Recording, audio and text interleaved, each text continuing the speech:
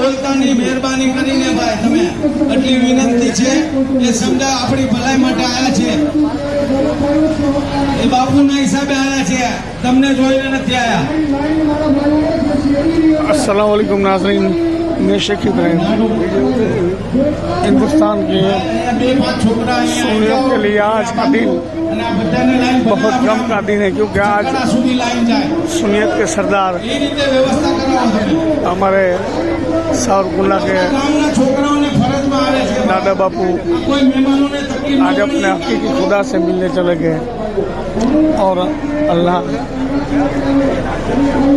उसकी मगफिरत करे, उसके सबके तोहफे में हमारी भी मगफिरत करे। और आज गुजरात के लिए बहुत गम का माहौल है और अल्लाह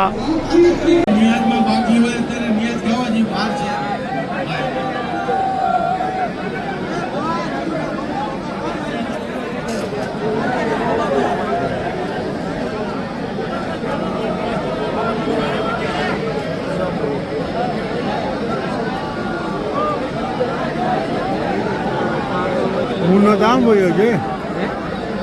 ના પડવાનો